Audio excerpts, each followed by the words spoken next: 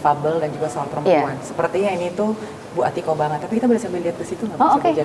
Enakan di mana? Tuh, gerak sambil, ya. What I really admire about Bu Atiko itu nggak beda sih dari masih menjadi gubernur Mas Ganjar sampai sekarang maju untuk jadi presiden. Sosok Bu Atiko tetap sama. Ya, karena memang Approachable. saya mencoba menjadi diri sendiri. Gitu ya. Selalu. Karena kalau kita menjadi diri orang itu capek, Mbak. Capek. Jadi, tapi menjadi versi terbaik dari diri kita ya. Misalnya, mencoba introspeksi juga. Ketika saya komunikasi dengan alam juga seperti itu.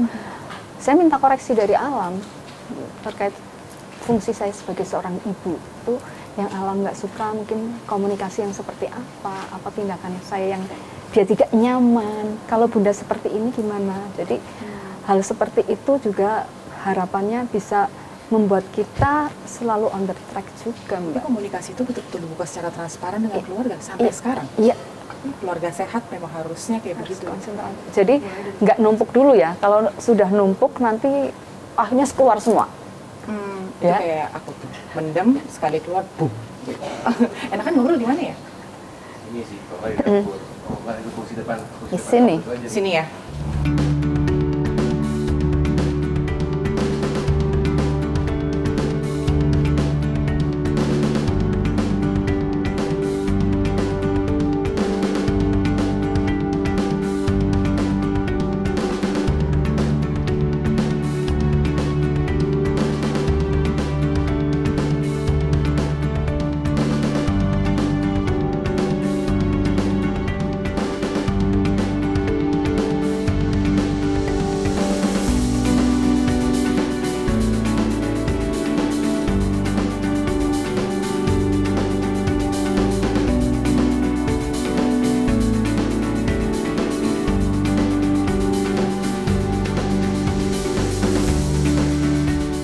Bu Atiko. Iya, Mbak. Soal difabel nih, Bu. Kayaknya itu sekarang jadi pembahasan juga ya. Iya. Bahwa ada salah satu program Mas Ganjar memang kesetaraan. Iya. Dan itu sepertinya sangat melekat di hati seorang Bu Atiko gitu kan. Seberapa penting sih, Bu? Dan kalau dilihat sekarang ini apakah sudah sesetara itukah teman-teman difabel kita di dunia kerja? Kayak gimana nih kalau Ibu lihat? Mulai dari di dunia pendidikan ya. Kalau menurut saya belum setara sepenuhnya. Jadi dulu itu saya kan ketua tim gerak PKK, mendata, mengidentifikasi difabel-difabel yang ada di Jawa Tengah yang belum terakses pendidikan. Ada beberapa alasan kenapa ada anak-anak yang tidak bisa mengakses pendidikan. Yang pertama, kadang disembunyikan oleh orang tua. Bukan dalam arti disembunyikan ini ya, tapi orang tua kadang khawatir. Kalau sekolah nanti di sana yang jaga siapa? Kan difabelnya macam-macam. Misalnya yang autis, orang tua yang di daerah belum tentu paham. Kalau di perkotaan akhirnya sudah lebih paham ya. Kemudian selanjutnya mungkin terkait dengan aksesibilitas. Kan SLB juga tidak di semua tempat ada. Harus jauh-jauh itu. Kemudian yang ketiga itu terkait juga dari sisi kebijakannya. Dari sisi kebijakannya belum terlalu pro terhadap teman-teman difabel. Itu dari sisi sekolah. Kemarin juga sempat ada yang menyampaikan aspirasi. Dia sudah berumur, tapi dulu ketika muda tidak bisa mengakses pendidikan. Apakah masih bisa? Masih bisa untuk, kalau kita kan ada kejar paket, ya kejar paket untuk orang-orang tua. Karena kan bagaimanapun kalau misalnya bekerja di sektor yang formal itu tetap harus ada legalitas kan. Legalitas di Indonesia ya masih ijazah. Tuh, kecuali kalau mau berwirausaha. Kemudian di dunia kerja memang sudah ada undang-undang bahwa dari 100, jadi 2% ya, 2% itu dari 100 karyawan ada 2 difabel. Tetapi itu juga belum semua perusahaan memberlakukan itu. Kemudian dari sisi teman-teman difabel itu sendiri belum diberlakukan setara. Berarti selama ini hanya sebatas formalitas. Iya, banyak yang sebatas formalitas. Meskipun ada Yang kemarin yang sempat saya ngobrol itu yang bekerja di salah satu otomotif itu diperlakukan sangat setara dari sisi penjenjangan karir juga seperti itu. Tetapi teman-teman yang lain itu saya kok merasa bekerja di sini hanya sebatas formalitas untuk memenuhi prosentase yang 2% itu gitu. Mungkin juga dari sisi apa ya, juga perlu diidentifikasi ini potensinya di mana. Ya mungkin kadang perusahaan aduh cukup jadi pusing sih kita mau nerima karyawan malah jadi kita yang pusing seolah-olah seperti itu. Jadi akhirnya udah deh ditempatkan. Sebetulnya harus mau ribet. Ya harus karena Iya, kan? itu kan namanya setara. Itu namanya Setara. benar. Ya. Apalagi tadi kalau misalnya pas kita sempat ngobrol-ngobrol soal di negara tertentu nggak boleh bawa anak gitu kan pada saat lagi kuliah, Iya. ya kan. Sementara kalau berbeda banget dengan negara kita, kalau negara kita itu memang anak-anak terlantar orang miskin itu memang dipelihara oleh negara gitu. Berarti tadi begitu dengar Bu Atikoh ngomong soal difabel gitu atau disabilitas, memang sudah seharusnya mata tuh melek bagaimana kebijakan-kebijakan itu pro terhadap mereka gitu. Dan mereka diberdayakan. Karena setiap orang pasti punya potensi. Cuma terkadang kita point of view-nya, sudut pandangnya berdasarkan standar umum. Standar umum ya, bahwa berarti seorang anak itu ya harus matematikanya sekian, kemudian IPA-nya sekian, padahal setiap anak punya potensi. Misalnya mungkin kalau teman-teman yang netra, mereka mungkin pinter art ya, menulis dan sebagainya, ya harus difasilitasi juga untuk bisa berkembang dari sisi itu. Jadi jangan membatasi atau mengkotakkan yang namanya talented itu hanya sebatas ilmu eksak gitu kali ya. Iya. Kemudian dari sisi teman tuli ya, biasanya mereka itu kan konsentrasinya tinggi. Konsentrasinya tinggi karena kan tidak mendengar ya, jadi bisa berkonsentrasi. Pekerjaan-pekerjaan yang apa yang mereka cocok. Jadi mulai dari ketika sekolah itu sudah diarahkan. Mereka cocoknya di mana gitu. Karena saya pernah ketemu dengan teman netra yang menjadi penulis luar biasa. Jadi berarti apa? Komputernya itu juga yang friendly buat mereka. Dan ada suaranya. Juga, Bu, saat ini berarti dengan program-program harapannya nanti bisa diperjuangkan. Kalau itu dirinya sendiri, ya untungnya dia berdaya gitu. Background keluarganya berdaya. Berarti itu ya yang sekarang sedang diperjuangkan oleh Bu Atikoh juga dan juga Mas Ganjar, supaya masyarakat ini justru bisa menerima dan bisa memberdayakan orang-orang ini. Itu aku yang suka sih Bu. Kemarin itu aku sempat ngobrol sama salah satu timnya Mas Ganjar, bahwa ketika Mas Ganjar turun dan juga Bu Atikoh turun itu bukan cuma sekedar ngomong, tapi mendengar dan mengedukasi lah. Jadi solusi itu nanti akan datang dengan sendirinya ketika diberikan pemahaman terhadap masyarakat gitu. Kemarin juga yang pas hari disabilitas dunia itu ketemu dengan teman-teman, mereka mayoritas malah belum dapat BPJS. Padahal mereka kan penting banget karena kan kayak cerebral palsy kan harus ada treatment ya. Kemudian itu kasihan kalau yang itu memang kadang acceptance dari keluarga itu juga butuh sekali. Kita tidak bisa hanya memberdayakan si anak, tapi kita juga harus memberdayakan keluarganya. Dan mayoritas itu single parent. Jadi kemarin saya ketemu, ini bapaknya nggak kuat. Tuh, jadi banyak single parent. Bahkan ada, jadi pertama ketika kita mau memberdayakan anak difabel, orang tuanya atau ring satunya itu juga harus kita berdayakan. Mereka bisa menerima bisa menerima dengan baik, kemudian dilakukan pendampingan apa yang harus dilakukan sehingga nanti anaknya itu juga berdaya.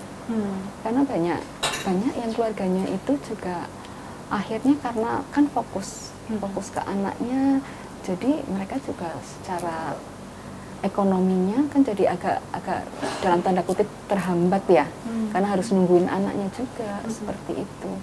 Saya jarang menemukan jawaban ini sebetulnya, bahwa keluarga itu adalah akar dari sehatnya masyarakat sebetulnya kan. Kalau dengar dari jawaban Bu Atikoh tadi, bahwa yang diberdayakan dimulai dari keluarga, keluarganya sehat, baru kita bisa punya yang namanya masyarakat yang sehat di kehidupan sosial, gitu ya Bu ya. terutama dari sisi acceptance itu. Acceptance dia itu memang yang harus ditanamkan terus ya di orang-orang kita. Berbeda tuh bukan berarti beda, tapi unik. Unik. Setiap anak itu unik. Kalau mau pakai standar umum nggak bisa, karena setiap anak itu unik. Cuma terkadang kita menormalize standar umum sebagai penilaian. Itulah normal atau tidak normal itu berdasarkan standar umum. Padahal mereka tidak bisa diperbandingkan. Nggak bisa digituin.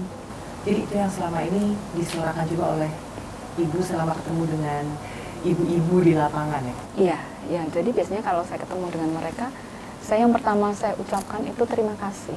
Ketika dengan yang di Jawa Tengah itu, dengan ibu-ibu yang anaknya cerebral palsy itu kan, saya terima kasih dulu, terima kasih ibu sudah merawat anak dengan luar biasa. Terus insya Allah ini akan menjadi ladang amal. Ya. Mereka kan benar-benar mengorbankan seluruh ya, sampai nggak bisa bersosialisasi karena harus menemani anaknya terus-menerus seperti itu. Itulah perempuan-perempuan kuat sejatinya yang seperti itu. Dan salah satu hal yang menyentuh itu adalah ketika perempuan-perempuan ini sadar kalau mereka bukan sebagai substitut, tapi mereka punya peranan sendiri. Betul. Generasi. Betul. Iya kan Bu. Yang terakhir nih buat Tiko, kemarin saya ketemu sama perempuan-perempuan. Iya. Mungkin mereka akan mendengarkan langsung jawaban dari ibu gitu kan, sebagai ibunya mereka. Anak-anak muda ini, yang perempuan-perempuan ini banyak yang datang, mereka nangis karena mereka merasa belum tentu bisa mengejar masa depannya broken home. Tadi udah sempat ibu singgung juga, bapaknya nggak sanggup, bercerai dengan ibunya dan anak ini ikut dengan ibunya. Masih bisa nggak sih aku tuh kuliah Kak? Masih bisa nggak sih aku tuh punya mimpi layaknya teman-temanku yang lain gitu? Saya dengar itu menyes. Terus dia bilang, karena aku tuh harus ngegojek, aku harus kerja, dan uang kerjaku ini untuk aku bayar kuliah, karena bapakku nggak sanggup. Gitu. Dan pertanyaan mereka, masih bisa nggak sih gitu?